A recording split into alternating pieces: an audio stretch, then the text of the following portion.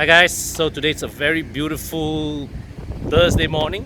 We are here at our clubhouse, Sunway Traction Karting. We are here to check out some of the new purchases from my colleagues. Okay, that's my E39 there. That's nothing new there. It's just newly washed. That's it. Okay, nothing big deal there. This is the star of the internet now, the RX-8 of Naz Abdullah. And this one is another car that I'm just as excited to check out. This is the Lexus IS 250 2011 model, recently bought by HP. So a very exciting collection of cars. Bobby's on his way to join us. I hope he brings his little Fiat because honestly, right, between Bobby's like what 4 cars right now, right? His Aston, his RS6, his 6 Series Cabrio. It is that little Fiat, that costs barely the price of one of his tires for his other cars. It's the one that really attracts the most attention, the most eyeballs. It's the most head-turning car. So I hope he will bring that out and get to have a look. But right now, I shall go and inspect the other 2 guys.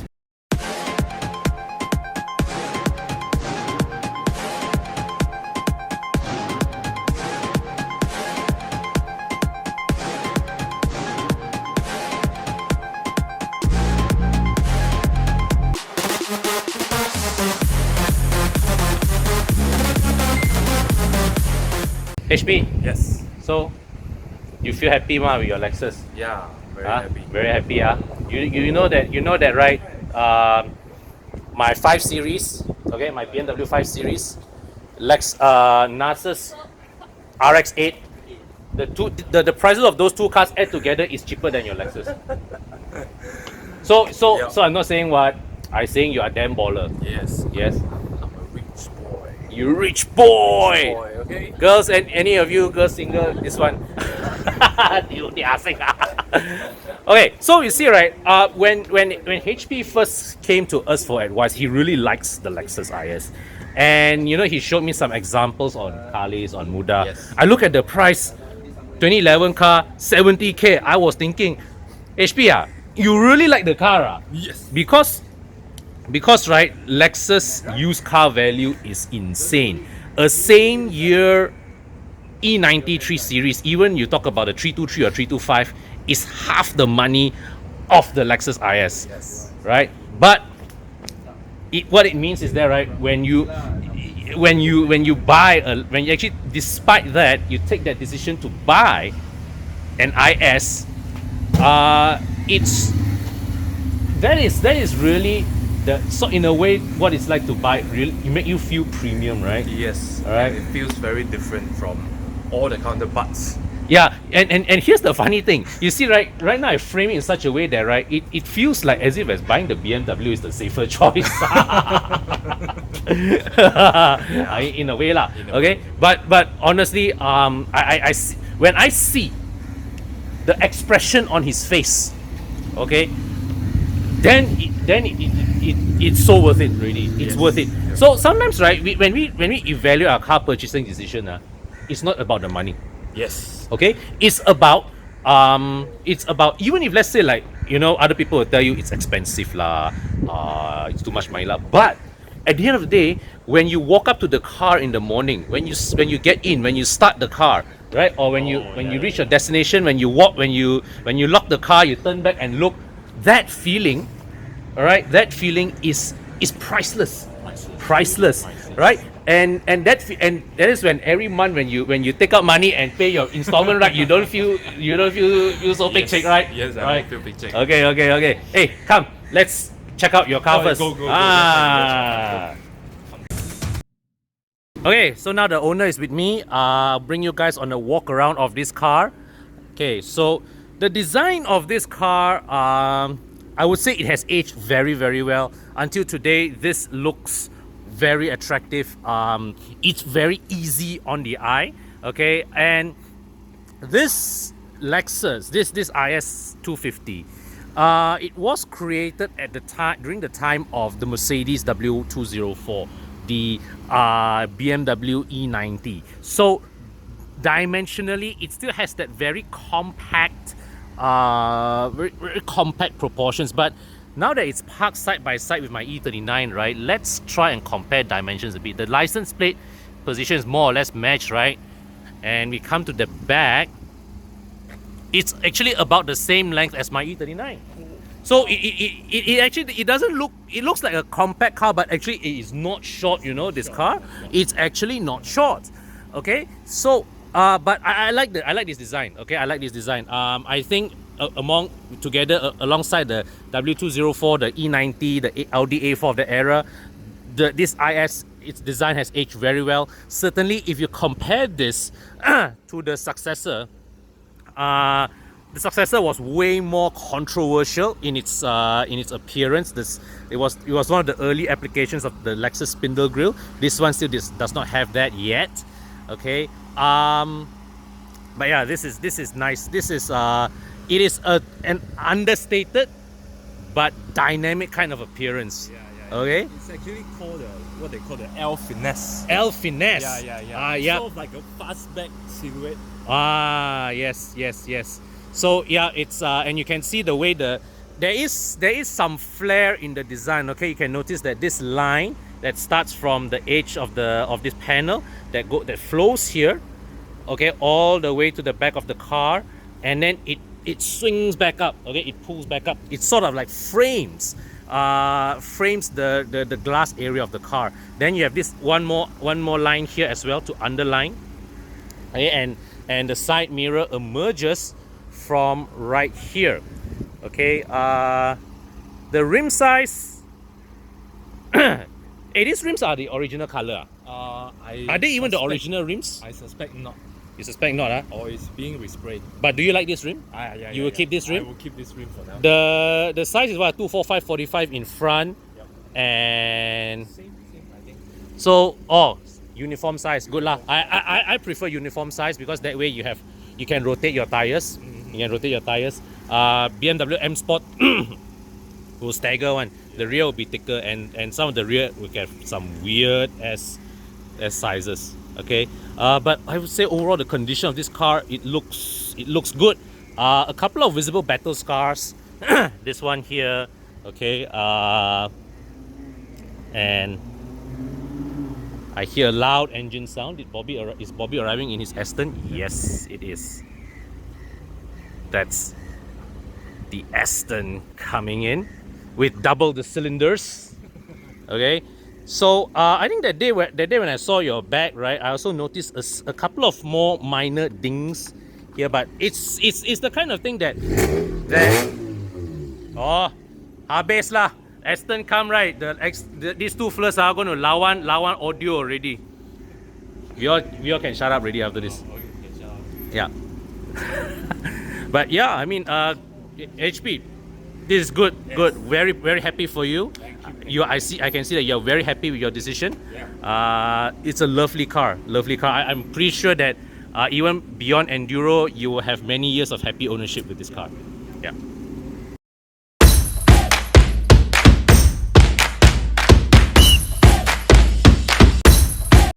Okay, thank you. Okay, so we are going to check out the interior. Okay, while HP layan Bing, okay, naturally you want to layan the pretty girl rather than this uncle here. That's fine. So you start the engine. All right. Yeah. So this car is a 2011 car and it is dated. The design dates back to the mid 2005. So some of the things in this car still will feel a bit old school by now, but the quality, what we say about the famed Lexus quality, you can see the dashboard here. This is soft touch plastic, but one thing I did notice is that there is no continuity from the dash to the door. Okay, it's like this trim goes all the way there, ends there. It doesn't continue to the door, and this I don't know why it bothers me, but it does. That you see these two grains of plastics are different from each other. Okay, but now let's look at the door first lah. This door actually, I rather like the flare they put into this door. Okay, how this line it flows, and you know it comes down. It flows into the natural position of the handle, and the power window switch is put there where it's in a way you have to. It's a bit unnatural because after when you hold this, then you have to move your hand there to operate, but because you don't actually have to operate your power window switches at all times, right? It is also crucially not in a what you call it, unnatural position. Okay, so you know, it's like when you're driving, right? You just reach here to operate the power window switches. Your arm is not at an unnatural angle. Okay, so what does he have here? This car has a power sunshade. Okay, it has a windscreen washer. Now this little nifty feature here, okay, it's something quite unique. So what it does is I can press the on speed indicator. All right, and yeah, so what happens is when he sets this, when you hit 130 kilometers per hour, that orange ring appears. So when you browse through here, all right, you can, this is sort of like, you know, setting adjustment, you know, of that era. Okay, where you can adjust the various features, or you can choose to engage or disengage auto folding of the side mirrors, the daytime running lights, speed indicator, tachometer indicator, parking sensors. Very simple. Okay, but yeah, but the cluster itself, the clarity of the cluster itself, I would say it's perhaps not that friendly to aging eyes.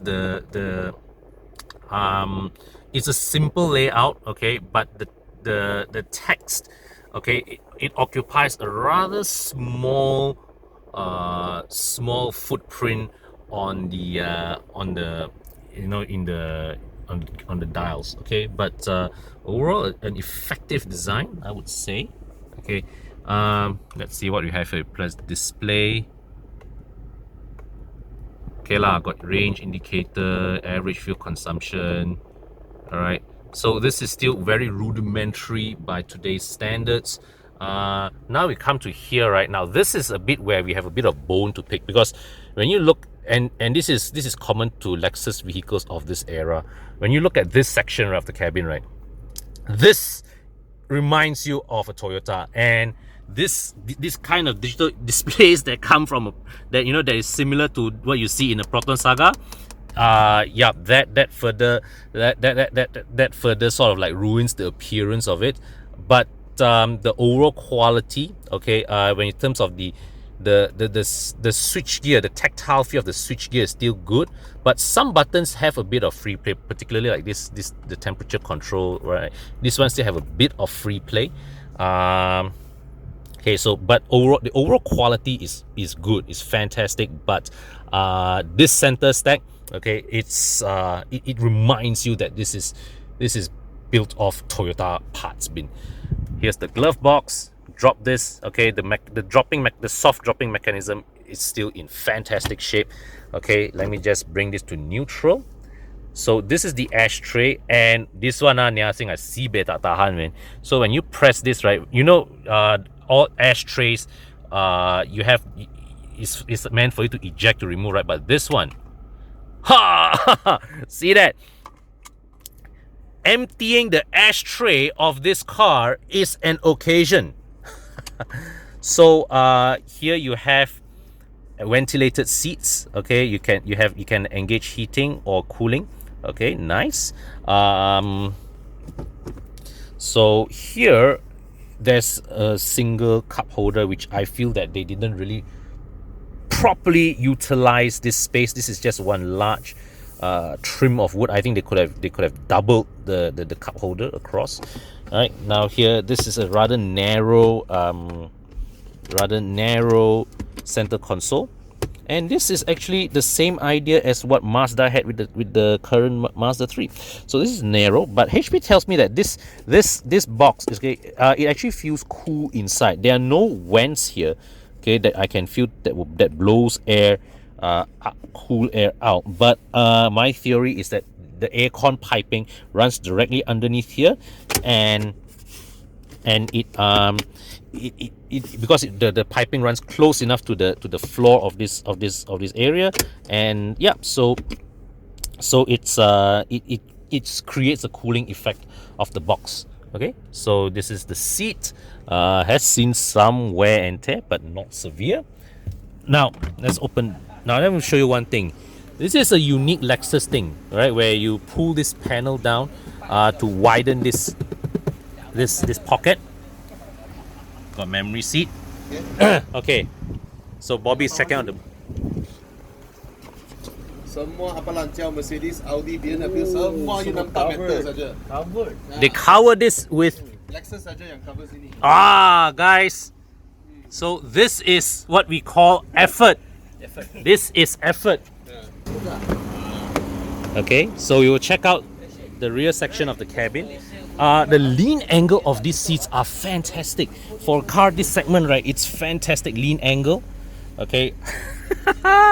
the aircon vents are so cute. Okay, and here's the armrest. And what surprised me is this. So up here open, this is a storage compartment.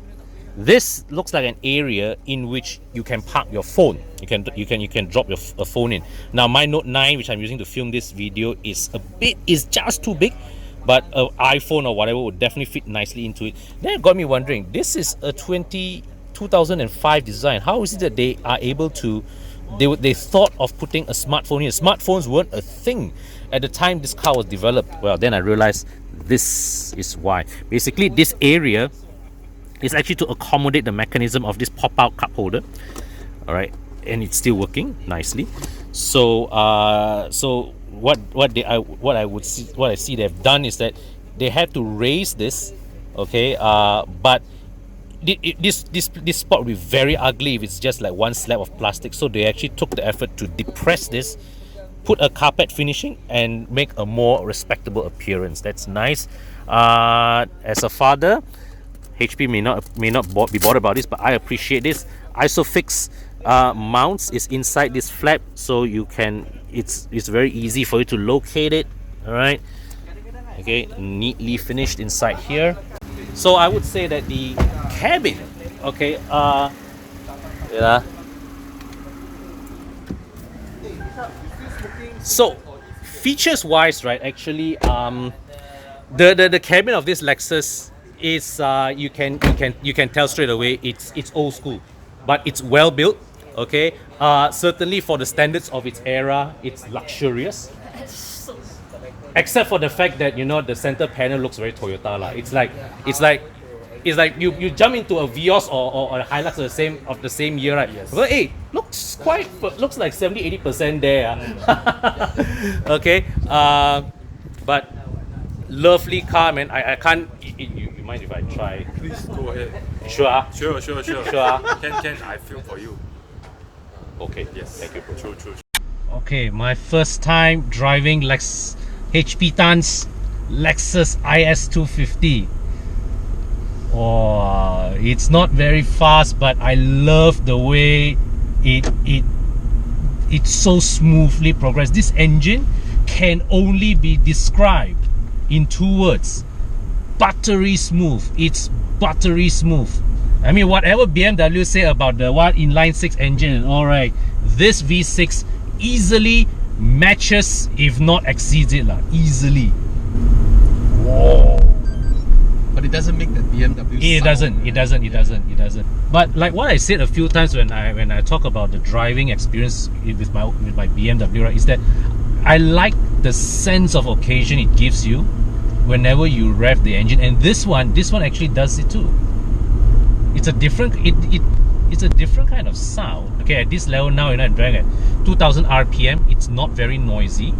It doesn't make much of a sound per se, but you can feel the creaminess of the engine. It's just so smooth. And HP, that time when your initial, after you bought the car, you sent to service, you changed the suspension, the absorbers, right? Yeah. right? So the ride is good. Ride is good. I actually wanted to make it more comfortable. I asked them to make it more tighten a bit, but still very comfortable for me. Very comfortable. Yep. Which I don't like. You So- want it to be sharper, Yeah, right? sharper, Slightly sharper. Oh. Then I think you can lower the suspension a bit, right? Yeah, maybe change. Did they change your springs? No. Stop. Okay, these are stock springs, right? Yeah. So your car is rather riding Yeah, still. quite high right now. A bit high, yes. Yeah, a bit high.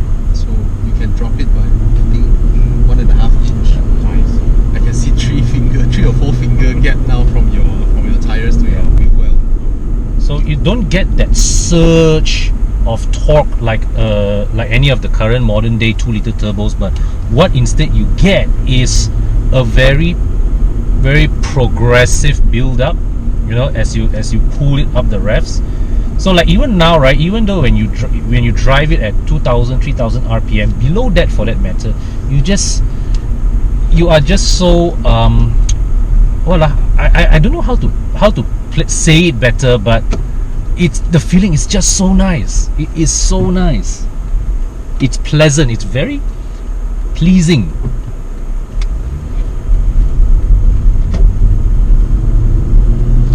Why did the world ever go into downsizing, man? This is so much nicer to drive than a turbocharged car at the same kind of speed. Right, turbocharged cars Yes. don't give you the linearity. Yeah, you get the that smooth feeling. you get the punch, yes, but you know, you don't get that sense of occasion like right now when we just want to potter around at pedestrian speeds. I remember, I think back in 2013, I test drove the successor model to this one, which runs the same engine, but I suspect a much heavier body.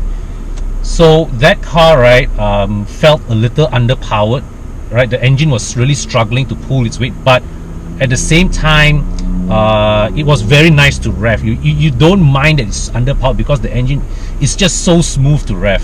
You just rev up, pull it to the red line. But this one, the engine and the body weight seems well matched. I would want it to have slightly more power. Yeah. Yeah, of course lah. I mean, nobody's going to complain more power, but you know, for HP, he already made a big step already. So, Hey, HP, CLS 35,000. CLS 350, 3.5 V6, What year one? 9.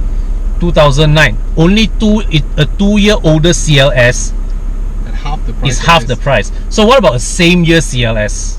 For 2011, it's a new generation. Oh. It's 100k. Ah, okay. Still, it's the new CLS. Man. This one, look at this car. Yeah. 100k, what the hell? The second gen CLS. Oh, 2011 extremely is. beautiful. When was the switch over to the second gen? 2010, is it? 2010. Oh, 2010, yes, 2010. Yeah. Oh, okay. Beautiful car, man. Yeah. This car is just beautiful. 100k. Imagine they look at their 2011 100k CLS. Yeah. They know 2 years later they'll be 40. No, I think if I was at HP's age, right, Yeah. I probably wouldn't have appreciated this car as much as I am now. Yeah. Yeah, Because it's just smooth. it is Right. very smooth. Yeah. I mean, if you're HP's age, you should be looking at what? Golf GTIs, right?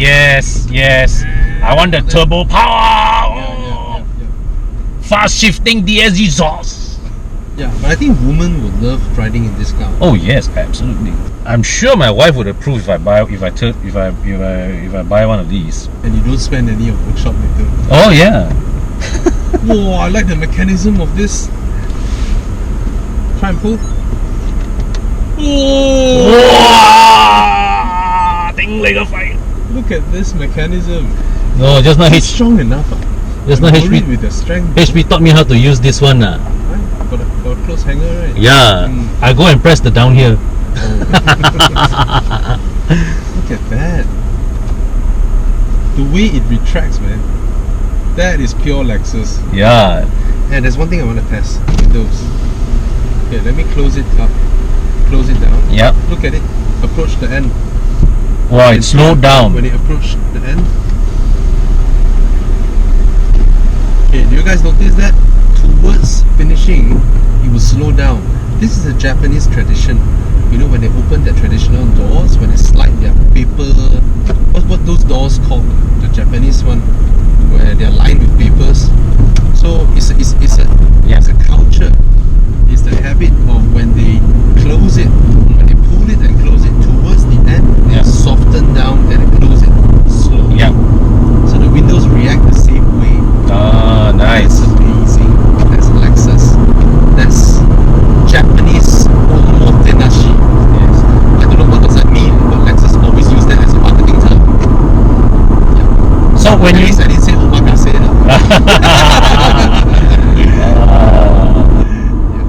So when you need to accelerate more urgently, you do need to put the power down. But you know, such is the smoothness of the engine, you just don't mind working the engine, right? It doesn't feel the strain. It doesn't feel straight at all. Yeah. Imagine you spend the same amount of money buy a Honda Civic and cannot go enduro. Yeah. Poor thing. Yeah. The body control is very good.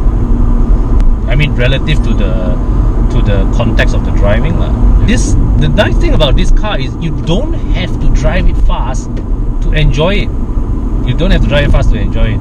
And I have no doubts on the dynamic capabilities of this chassis. Now do you understand the essence of enduro? Yeah. Right? It's not about an event that wants people to, that only accepts people who buy expensive cars, right? It's something that we know. In every car guy, you have that thing that you sort of think of day in and out, but you don't dare to pursue it. Yeah. Right? Yeah. Evo Enduro is about, we want people to literally balls up and go for it. Yeah. Because we know when you went for it, you will not regret. Like what you just did. Yes. Right? Yes. If you are consumed by your fear of all that, and then you end up just get something that which is a compromise for you, and then you continue dreaming, then you will never be able to take that step in achieving what you wanted solely because of fear. But when you go into it, you will realize that that's not the case of what everybody said. Right? Everybody talks shit about E39. Everybody talks shit about RX-8. Right? And people talk shit about used cars, you know, fixing them, blah, blah, blah. But we know for a fact that you can actually go for it. Try it. And we did extra steps. We don't just talk. Right? We form a whole inspection center network, servicing network, all that to support you, to make sure that car guys, car lovers who are sort of hindered by fear now has another pushing factor for them to go for it. It's the same thing. Bing loved the MX-5. She never dared to dream about it, to even take steps toward it. You have been dreaming of your E90, right? You have been dreaming of your Lexus IS. It just needs a little bit of encouragement and push. Even though 1,000 people out there tells you not to do it, but I think I should be the one person who start encouraging people to pursue what they wanted. Exactly. That's the spirit of Evo Enduro. HP, remember when you were asking me about this car, remember what I asked you back? I asked you, do you really like it or not? Yes. Are you making the decision to buy this car because you really like it? If yes, then you go ahead. That's why I go ahead. So nice. So proud of you. Beautiful. The mechanical underpinnings is whew. We should end it with, that's why we don't buy new cars. We don't. Okay, HP, thank you so much for this. I really enjoyed this. So okay, so just return you guys here. And guys, this is HP's 2011 Lexus IS 250. It's double the price of a same age 3 Series, but looking at the smile on HP's face, it's worth every penny. every cent. It's worth it. And that's what we pursue at EvoMalaysia.com.